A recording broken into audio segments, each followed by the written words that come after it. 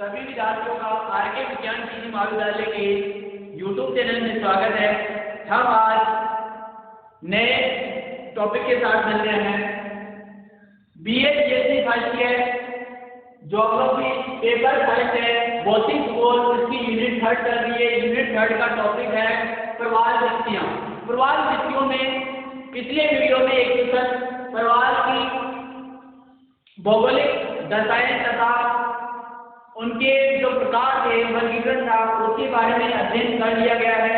इसके बाद में इसमें सेकंड क्वेश्चन बन के आता है प्रवाल वृत्तियों की उत्पत्ति से संबंधित सिद्धांतों की विवेचना कीजिए। अब इसमें कौन कौन से सिद्धांत है प्रवाल उत्पत्ति के, इसमें क्या होता है प्रश्न के अकॉर्डिंग इसमें कभी एक सिद्धांत लिया जाता है, तो यहाँ पे हम बात करते हैं उससे उत्पत्ति होने वाले सिद्धांत। देखो नंबर 1 सिद्धांत है वो है डार्विन का अवकलन सिद्धांत। डार्विन का अवकलन सिद्धांत। सेकंड है मरे का स्तर सिद्धांत। थर्ड है डेली का निमानी नियंत्रण सिद्धांत और फोर्थ है डेविस की संकल्पना। तो पहले हम बात करते हैं डार्विन का अवकलन सिद्धांत। पहले हम आपको थोड़ा सा इसके बारे में बता देते हैं कि प्रवाल वृत्तियों की उत्पत्ति एक जटिल समस्या है जिसके समाधान के लिए परस्पर विरोधी सिद्धांतों का प्रतिपादन हुआ है। यानी ये जो सिद्धांत प्रतिपादित हुए हैं इसकी उत्पत्ति के ऊपर है और विरोधी आपस में एक दूसरे का खंडन करते हैं। तो इस आधार पर प्रथम वर्ग के अंतर्गत डार्विन का सिद्धांत सर्वाधिक महत्वपूर्ण माना जाता है। यहाँ पे द्वितीय वर्ग के अंतर्गत मरे, आगासिस तथा डेवी का सिद्धांत मुख्य रूप से माना जाता है। चार्ल्स डार्विन ने अपने सिद्धांत का प्रतिपादन कब किया? 1833 के अंदर 1833 में किया, किंतु 1842 में उसे संशोधन किया। 1842 में संशोधन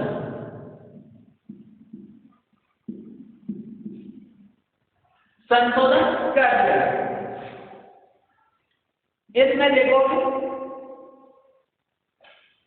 डार्विन ने प्रवाल वृत्तियों के अध्ययन के बाद ये पाया कि प्रवाल पिछले सागर में ही जीवित रह सकते हैं। यानी जो उछले हुए सागर है उन्हीं में जीवित रह सकते हैं, तथापि उनमें निर्मित स्थितियां अत्यधिक गहराई तक पाई जाती है जहां प्रवाल जीवित न रह सकते हैं। इस विरोधाभास स्थिति को दूर करने के लिए डार्विन ने बताया कि जिस स्थल या द्वीप के साथ प्रवाल वृत्ति बनती है वह स्तर नहीं होता, वरन उसमें क्रमशः अवकलन होता है। इसी के आधार पर इसे अवकलन सिद्धांत का प्रतिपादन किया। इन्होंने बताया कि तटीय प्रवाल वृत्ति, अवरोधक प्रवाल वृत्ति तथा एटोल प्रवाल वृत्ति की क्रमिक विकास की अवस्थाएं हैं। इन्होंने इनको प्रवाल वृत्ति के जो प्रकार थे उनको प्रकार नहीं बताकर इन्होंने क्या बताया कि क्रमिक अवस्थाएं हैं कि पहली अवस्था में प्रवाल इस प्रकार का होता है, सेकंड अवस्था में इस प्रकार का और थर्ड अवस्था में एटोल प्रकार का होता है। सर्वप्रथम आदर्श चबूतरे के साथ प्रवाल की उत्पत्ति होती है। सर्वप्रथम किस प्रकार की? आदर्श चबूतरे के आधार पर उत्पत्ति होती है। इसके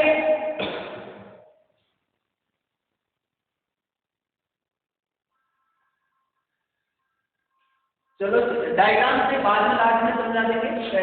इन्होंने बताया कि अवरोधक सर्वप्रथम आदर्श चबूतरे के साथ साथ प्रवाल की उत्पत्ति होती है तथा वे ऊपर की ओर बढ़कर सागर तल तक पहुंच जाते हैं, जिस कारण तटीय प्रवाल वृत्ति का निर्माण होता है। इसके बाद स्थलखंड में अवकलन हो जाता है, यानी स्थलखंड नीचे दब जाता है,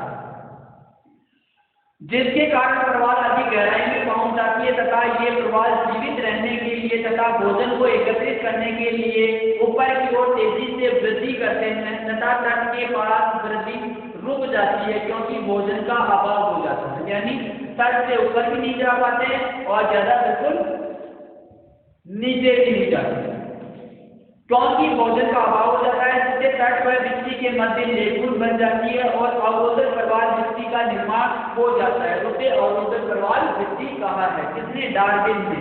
कालांतर में यानी समय व्यतीत के बाद में पुनः स्थलखंड का अवकलन होता है तथा जीव पूर्णतः जलमग्न हो जाता है और उसके चारों ओर वलयाकार प्रवाल मिट्टी एटोल का निर्माण होता है। तो इस प्रकार से चारों तरफ जैसे ही बन जाती है तो इसे एटोल कहा जाता है। स्थलखंड के निरंतर अवकलन के बाद में भी लेगून की गहराई नहीं बढ़ पाती है क्योंकि लेगून में निरंतर अवसाद का जमाव होता रहता है। इसके कारण स्थलखंड के निरंतर अवकलन के बाद भी लेगून की गहराई नहीं बढ़ पाती है। जमाव के कारण वो ऊपर से ऊपर बढ़ती रहती है। डार्विन का सिद्धांत है। अब इस डार्विन के सिद्धांत के आधार पर हम आपको इसका डायग्राम के आधार पर बता देते हैं। साथ ही साथ में आप डायग्राम बना लीजिए।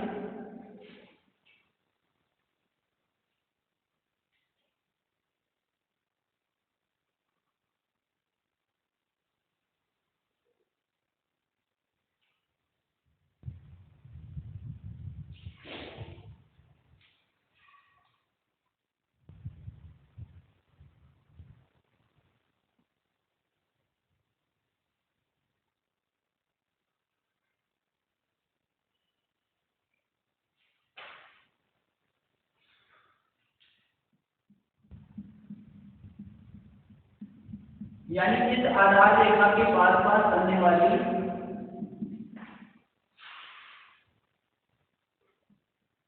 तो यहां पे बनती है A2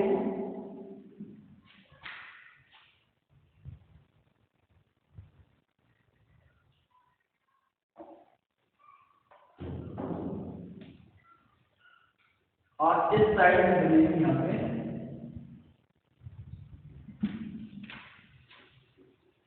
अवरोधक प्रवाल और एक बनेगी यहाँ।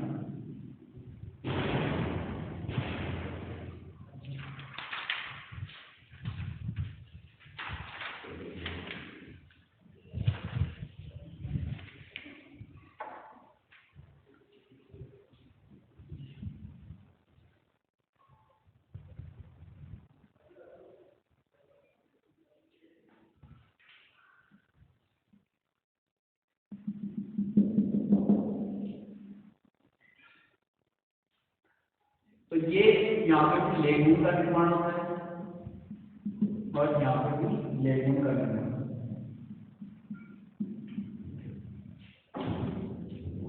और ये किस प्रकार के बनने वाली है एटोल कहा जाता है। ये तटीय प्रवाल होगी, ये अवरोधक हो जाती है और वो एटोल होता है। और ये सागर तल हो गए यहाँ पे।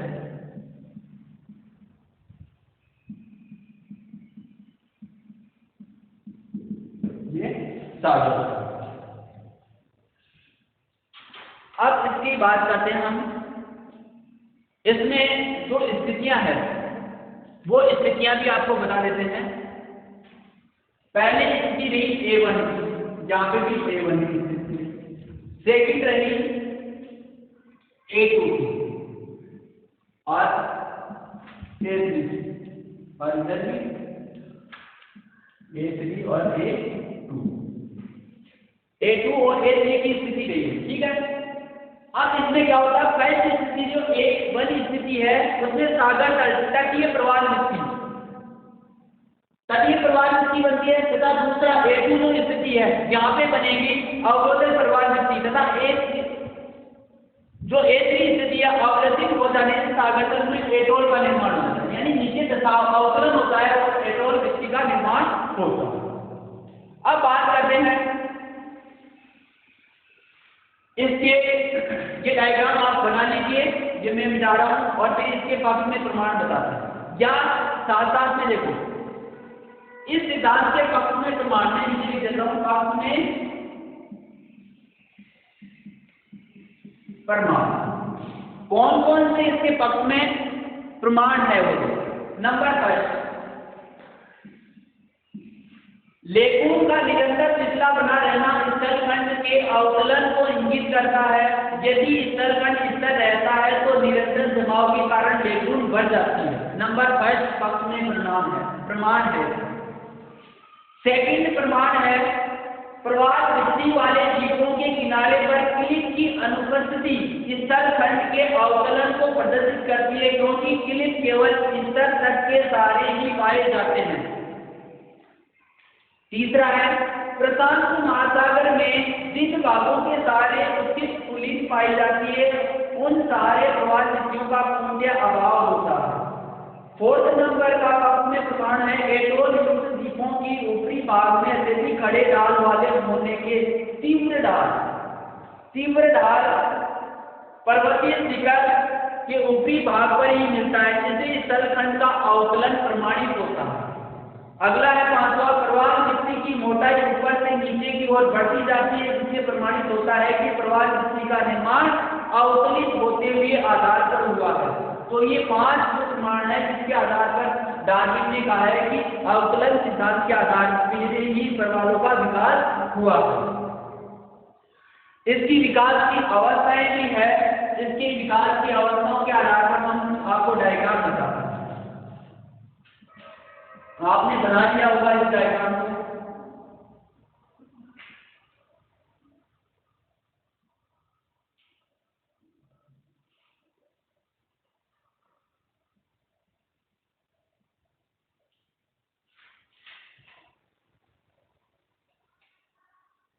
प्रथम विकास की अवस्था है, कुछ पर्वत है मान लो ये, इसके चारों तरफ दर्शाया जाता है बिल्कुल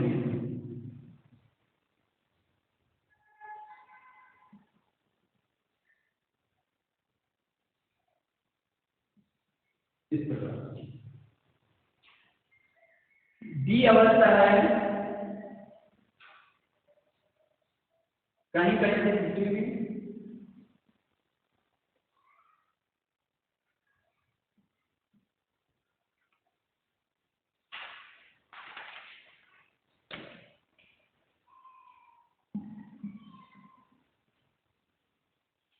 सी भाग के अंदर चारों तरफ,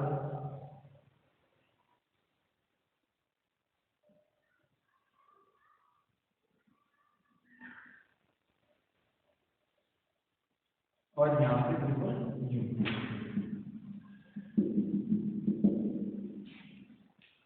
डी भाग में इसके चारों तरफ एटोल जैसी निर्मित हो जाती है बिल्कुल,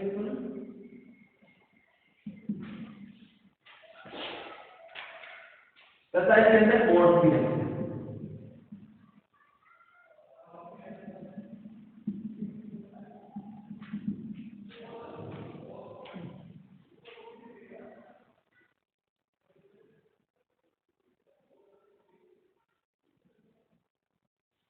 इसके बाद में इसके अंदर ये बिल्कुल पूरी तरह से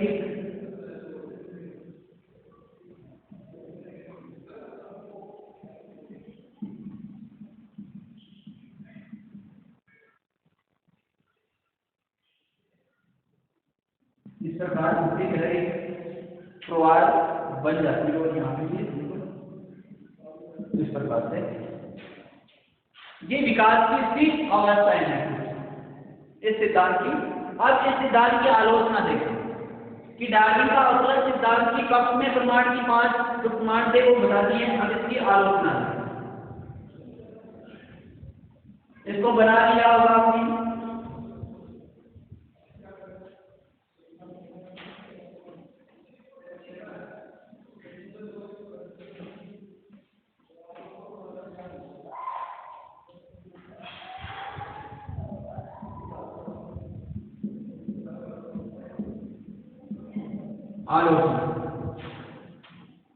यदि तटीय प्रवाह दृष्टि अवरोधक प्रवाह दृष्टि एवं एटोल प्रवाह दृष्टियों के विकास की अवस्थाएं हैं, तो एक ही द्वीप के सहारे एक और तटीय प्रवाह दृष्टि तथा दूसरी ओर अवरोधक प्रवाह दृष्टि को एक साथ नहीं मिलना चाहिए। यानी डार्विन ने बताया कि एक ही झील के दोनों तरफ, एक तरफ तटीय प्रवाह बता दिया, दूसरी तरफ उन्होंने क्या बता दिया, अवरोधक प्रवाह वृत्ति बता दी। तो ये नहीं होना चाहिए, परंतु नई खोज पर इस तरह के अनेक प्रमाण मिले हैं। यदि डार्विन के सिद्धांत को मान लिया जाए तो अवकलन के कारण प्रशांत महासागर के अधिकांश भाग द्वीप जलमग्न हो जाए। अगर ये बता रहे हैं कि अगर महाद्वीप सागर तल का अवकलन होता है प्रवाह के साथ में, तो जो इसके द्वीप है वो नीचे चले जाने चाहिए और सागर तल में ऐसे हो जाएंगे। कहीं कहीं पर उससे द्वीप के स्थान में भी प्रवाह स्थितियां पाई जाती है। तो इस सिद्धांत के कारण इसमें कुछ आलोचनाएं हैं कि ये मुख्य आलोचना है कि द्वीप का नीचे जलमग्न हो जाना चाहिए, परंतु कई जगह उससे भी द्वीप जो बन रहे हैं उसके आसपास की भी प्रवाह पाई जा रही है, यानी सागर तल नीचा हो गया उसके आसपास से भी पाई जा रही है। तो ये इसकी मुख्य आलोचना थी। अब सेकंड जो है वो देखें, सेकंड सिद्धांत हमारे का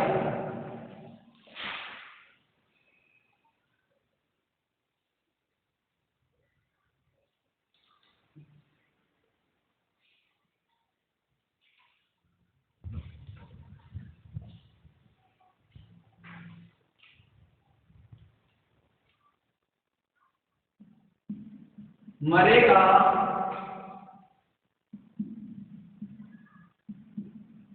स्तर स्तर सिद्धांत।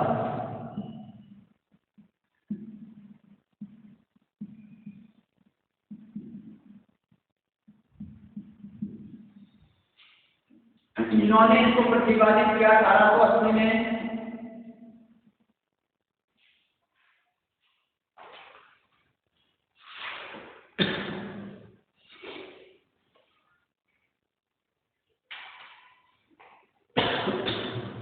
देखो, इस सिद्धांत के अंतर्गत दो वर्ग सम्मिलित किए गए हैं। प्रथम वर्ग यह माना जाता है कि प्रवाह वृत्ति का निर्माण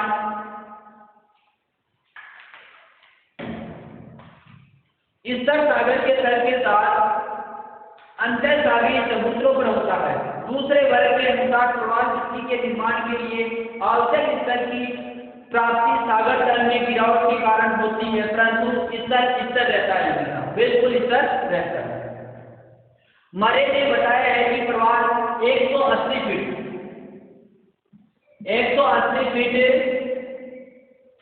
की गहराई तक पनप सकते हैं।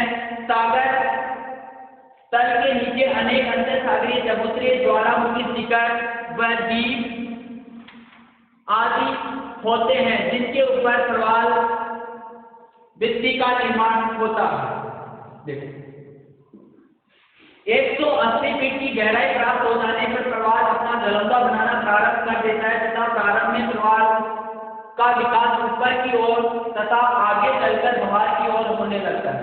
अब इन्होंने क्या बताया है कि प्रवाह का विकास निचले दिखा है।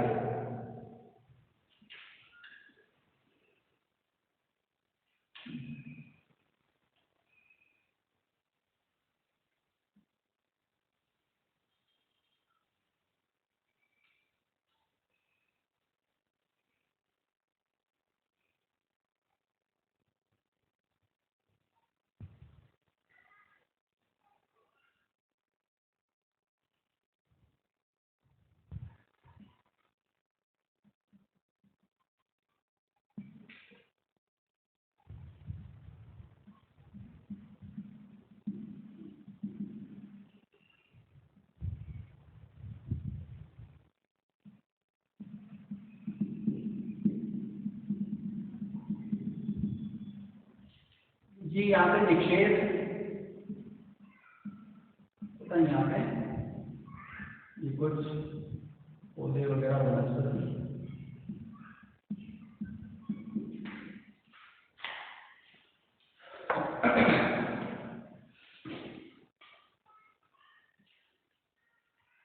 अब देखो, इस डायग्राम के अनुसार उन्होंने क्या बताया कि 180 फीट की गहराई प्राप्त हो जाने पर प्रवाह अपना जलौदा बनाना प्रारंभ कर देते हैं तथा प्रारंभ में प्रवाह का विकास ऊपर की ओर तथा आगे चलकर बाहर की तरफ, यानी दोनों साइडों में, पहले ऊपर की तरफ होता है यहाँ से और फिर बाहर की तरफ होता है। तटीय प्रवाह के निरंतर विकास के कारण अवरोधक प्रवाह वृत्ति का निर्माण होता है। इसका तथा प्रवाह वृत्ति के के मध्य भाग में घुल जाने के कारण लेगून यानी झील का निर्माण होता है। अंदर सागरीय समुद्रों के शीर्ष पर प्रवाल भित्ति के चतुर्दिक विकास के कारण एटोल का निर्माण होता है। यानी चारों तरफ इसका जैसे प्रवाल भित्ति का निर्माण होने लगता है, प्रवाल का विरोधन, तो उससे क्या होता है, एटोल भित्ति का निर्माण ही हो जाता है। अब इसकी बात करते हैं आलोचना की। ये बना लिया होगा, मैं इसको मिटा दूं।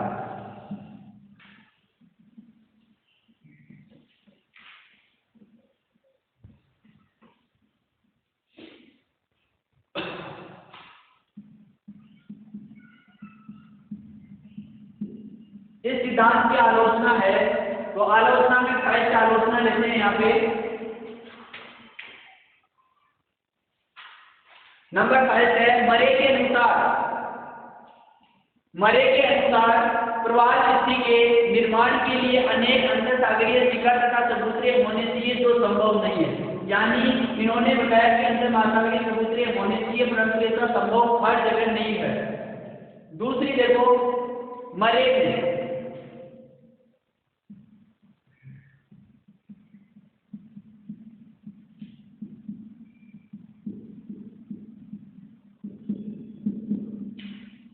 सेकंड इन्होंने ये बताया है कि मरे में एक ही स्थान पर 180 फीट की गहराई तक अपरदन तथा निक्षेप की दो परस्पर विरोधी चक्रीय प्रक्रियाओं का उल्लेख किया गया है, जो न्याय संगत नहीं है।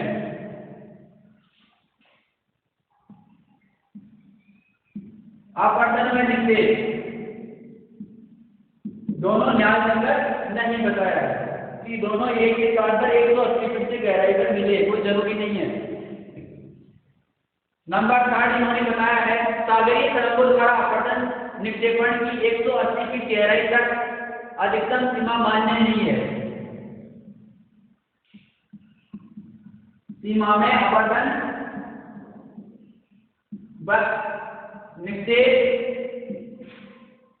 ये हो नहीं सकता। ये और है मरे ने लेगून का निर्माण प्रवाल भित्ति तथा जलखंड के मध्य भाग में घुल जाने से बताया है। यह मत भी भ्रामक है, क्योंकि यदि तुलना की जाए इसकी सक्रिय हो तो इससे अंतर सागरीय चबूतरों पर स्थित पेलिजिक जमाव भी हो सकता है। यानी जो अन्य जमाव मिलता है वो तो ऐसा का ऐसा है। 5वीं है यदि स्तर है तो लेगून जमाव द्वारा बच जाएगी और उसका अस्तित्व ही समाप्त हो जाएगा। इन्होंने बताया कि स्तर अगर सागर स्तर है तो कुछ टाइम के वहां पे अवसाद जमा हो जाएंगे और वो लेगून है वो बढ़ जाएगी। छठा है, इसमें भी लेगून मरे ने कोई स्पष्ट वो नहीं किया है। छठा है मरे के अनुसार प्रवाल की गहराई 180 फीट से अधिक नहीं हो सकती, परंतु इसमें अधिक गहराई भी परंतु इससे अधिक भी गहराई में प्रवाल मिलते हैं, यानी 200 फीट तक प्रवाल पाए जाते हैं। तो इस कारण से उनके लिए 4-5 जो आलोचनाएं थी, इस कारण से सिद्धांत की महत्ता थोड़ी कम होती है। अब देखो इसके बाद में तीसरा सिद्धांत देखें।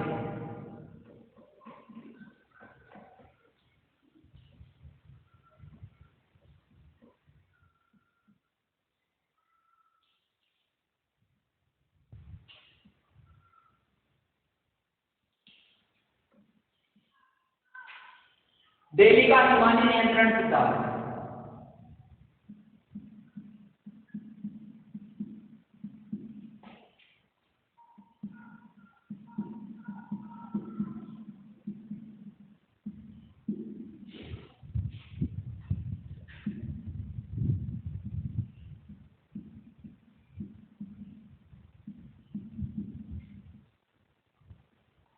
दिल्ली का हिमानी नियंत्रण सिद्धांत ये इन्होंने 1915 के अंदर दिया था।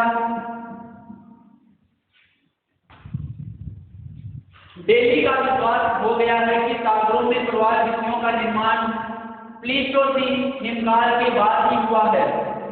प्लीस्टोसीन हिमकाल के समय सागरीय जल में हिम में बदल जाने के कारण सागर जल में 33 से 38 छेदन तक का अवनयन हो गया था, यानी सागर जल का अवनयन हो गया था। सागरीय जल के तापमान के कारण जो भी प्रवाल थे वो वे भी मर गए थे। सागर जल में अवनयन के कारण महाद्वीपीय तटों तथा द्वीपों के सहारे अपरदिक समुद्रों तथा चौपानों का निर्माण हुआ। हिमकाल के अवसान के बाद हिम के जल में बदल जाने के कारण सागर तल पुनः 33 से 38 वेदन तक ऊपर उठ गया और समुद्र 38 वेदन की गहराई तक डूब गए। जो प्रवाल शेष बचे रह गए थे वो नए प्रवाल जलमग्न सगरे चबूतरों पर अपना घरौंदा बनाना लगे, जिस कारण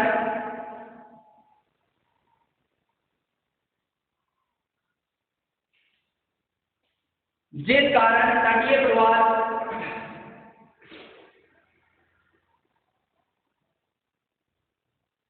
बदल जाने के कारण सागर तल पुनः 33 से 38 वेदन ऊपर उठ गया है और समुद्री 38 वेदन की गहराई तक डूब गए। दो प्रवाल बचे रह गए थे तथा नए प्रवाल जलमग्न सक्रिय समुद्रों पर अपना भरोसा बनाए, जिस कारण तटीय प्रवाल भित्ति का निर्माण हुआ। विस्तृत समुद्रों पर अवरोधक प्रवाल भित्ति का निर्माण हुआ। एटोल का निर्माण एकाकी अंतर सागरीय पठारों के ऊपर हुआ। प्रवाल भित्ति का स्थल के मध्य समान गहराई वाले लेगून का निर्माण हुआ। डेली के अनुसार 3-4 तरह की स्थितियां इन्होंने बताई है अपने सिद्धांत के अंदर।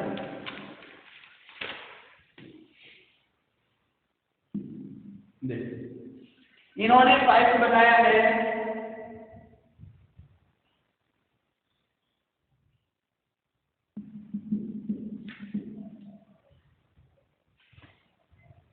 सागर तल है,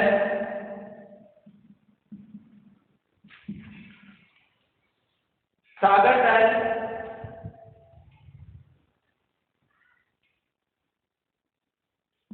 जहां पे इन्होंने लेगून का निर्माण, ये प्लेटफॉर्म बताते हैं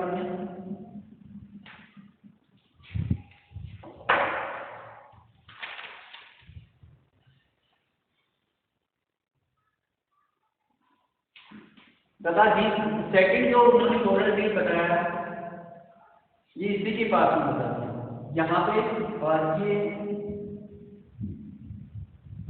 बनने वाली है ये इन्होंने क्या बताते हैं कोरल रीफ यानी अवरोधक भित्ति। इसी के आधार पर यहाँ पे इन्होंने जो बताया है कि इस प्रकार से बनने वाली है कोरल रीफ है।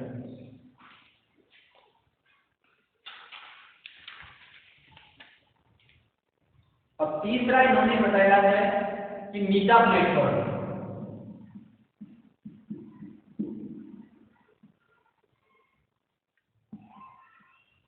मीटा प्लेटफॉर्म बताया है और यहां पे किसका निर्माण हुआ है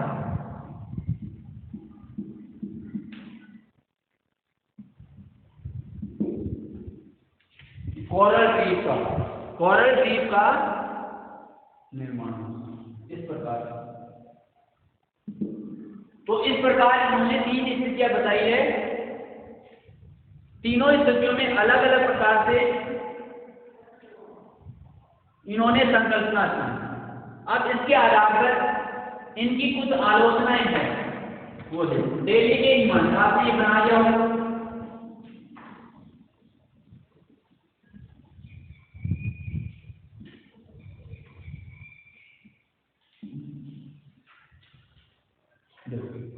आलोचनाओं में देखो नंबर 5 आलोचना है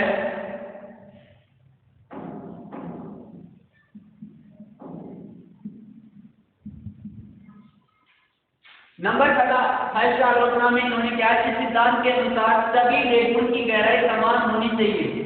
यानी इस सिद्धांत के अनुसार सभी लेगूनों की गहराई है वो समान होनी चाहिए, परंतु डेविस ने बताया है कि सभी लेगून की गहराई भिन्न भिन्न होती है, कि हर जो जैसे तटीय प्रवाल है वो अलग गहराई पर मिलता है, अवरोधक प्रवाल मिलती है वो अलग गहराई पर मिलती है तथा एटोल है वो अलग गहराई पर मिलती है।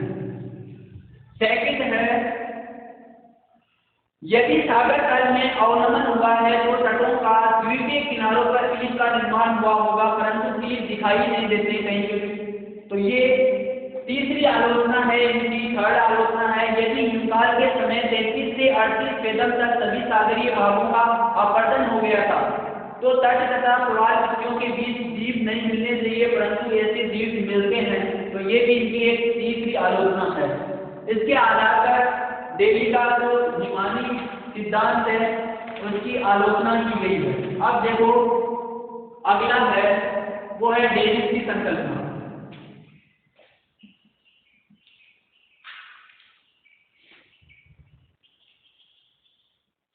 फॉर दैट डेविस की संकल्पना।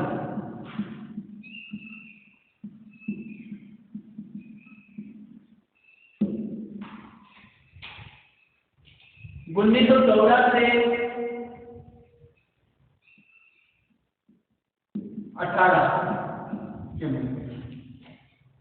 18 में प्रवाल भित्तियों के निर्माण संबंधी प्राचीन सिद्धांत और उत्खनन सिद्धांत को पुनर्जीवित किया उन्होंने बताया कि प्रवाल की विकास अवतलित होती हुई स्थल के साथ ही होता है क्योंकि उसके सारे क्लीट नहीं मिलते हैं। डेविस ने प्लोस्टिसिन हिमकाल के समय सागर तल में परिवर्तन को भी सम्मिलित किया। इस तरह डेविस ने विश्व के कई स्थानों पर प्रवाल भित्तियों के भूआकृतिक साक्ष्य प्रस्तुत किया तथा प्रवाल भित्तियों से संबंधित कई समस्याओं का हल भी प्रस्तुत किया। इनके अनुसार प्रवाल का विकास दसवें स्तर के साथ प्रारंभ हो जाता है। कोरल सागर में टेढ़ी मेढ़ी तथा कटी पटी तट रेखा अवकलन तथा स्थल निमंजन को प्रमाणित करती है। जैसे कटी पटी रेखाएं होती सागर तल में तो वो निमंजन को प्रमाणित करती है। लेखनों का चित्लापन उसमें अवसादों में लगातार निक्षेपण का परिणाम है। यदि जलमग्न अंतर सागरीय समुद्रों को इस तरह मान लिया जाए तो अवसादों को लगातार निक्षेपण के कारण लेखून भर जाएगी तथा उसमें जल का जब बाहर की ओर बहाव होगा तो प्रवाल भर जाएंगे। दूसरी तरफ यदि स्थल लगातार धस रहा है तो लेखून में अवसादों